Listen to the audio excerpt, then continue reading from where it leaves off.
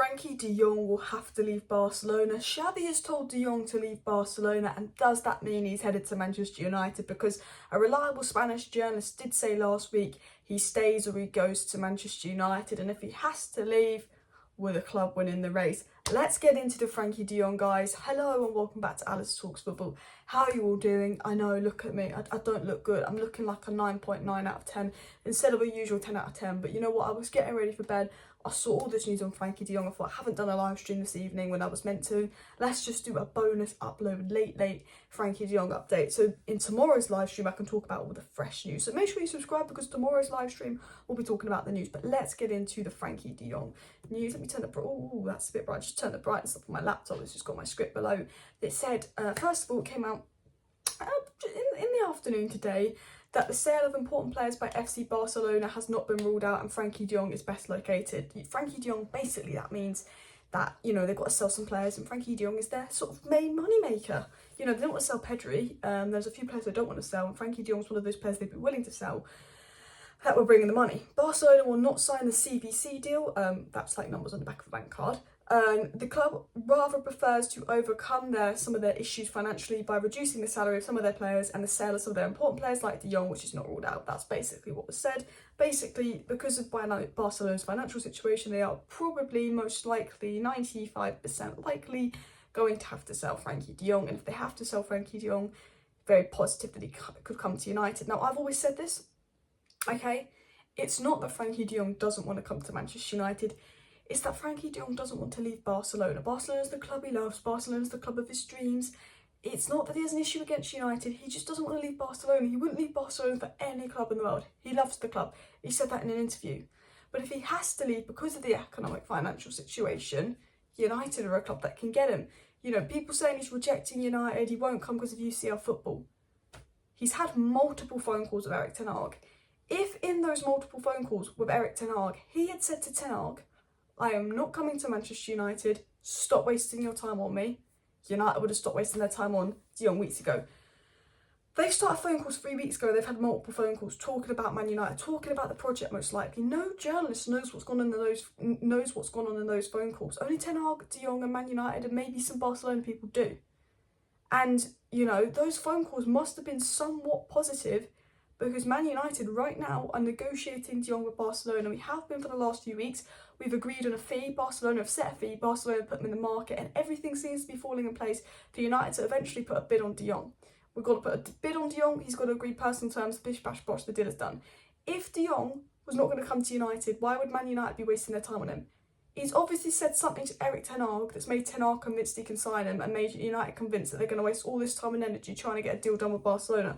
We've agreed a fee. Man United never negotiate with a club unless they're going to buy a player. So A, we're stupid and wasting our time because we do that. We are United, we are stupid. But there's no Woodward, there's no judge, there's Murta. We're going to put some trust in Murta and hope he's not stupid. Or maybe B, that De Jong has said to Ten Hag, maybe on the phone, and this is what I think De Jong said to Ten Hag on the phone. I don't know what he said, this is just a guess.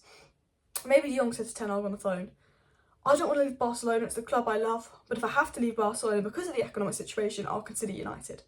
I reckon that's what De Jong said, because I think if De Jong said, if I have to leave Barcelona, I won't go to United because you haven't got the UCL, we wouldn't be wasting our time on De Jong. We wouldn't be. ERIK Ten Hag said something that's probably convinced De Jong that United is an option if he has to leave Barcelona. And with what's come out right now, De Jong is going to have to leave Barcelona. You know, he's been put on the market by Barcelona. Just in that, you know, De Jong's been put on the market by Barcelona today.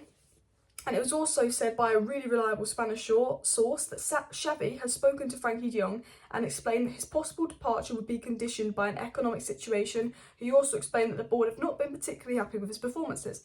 XAVI has told Barcelona to leave, to go. The board have put him up for sale because of economic situations. XAVI's told him to go. He has to leave. They have to sell him. They won't sign the CVC deal. They need to balance their finances. Frenkie De Jong has to leave Barcelona. They tried to find a way. It's come out from reliable sources, he has to leave, okay? So, if he has to leave Barcelona, could he be going to United? Most possibly, yes. We've got Zlatan and Pogba without UCL football. Ten Hag's had multiple phone calls with De Jong. If there was no chance De Jong was going to come, even if he had to leave Barcelona, we would have stopped. We are going in for De Jong. We're working on De Jong. We've agreed a fee with Barcelona. We've had negotiations for De Jong. We've been working on De Jong for weeks. Laurie Whitwell, Romano, multiple people have confirmed United want De Jong. He's the #1 priority signing. We've been working on him for weeks. If the phone calls with Ten Hag were negative, we would have stopped working on him weeks ago and looked at alternatives. Ten Hag and United obviously have some belief that they can get Frenkie De Jong to still be working on him after all this time. Okay? I'm not saying that the deal's going to happen. I'm not saying that at all. But I'm saying I'm confident the deal's going to happen. Because from what we're hearing today, it's very likely he's going to leave Barcelona. He is the #1 priority signing. Ten Hag's #1 priority is the midfield. He's probably the most advanced with De Jong compared to every deal. Obviously, we've had meetings with Timber's representatives, but we've had talks with Ajax, but we haven't actually gone into straight up transfer negotiations with Ajax. We've gone into straight up transfer negotiations with Barcelona. Man United do not go in for negotiations with a player unless they're confident they're going to buy that player.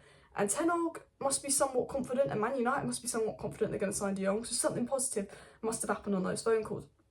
Now, there's always a chance Barcelona can last minute save the financial situation, keep De Jong, or De Jong goes to City or Bayern or PSG.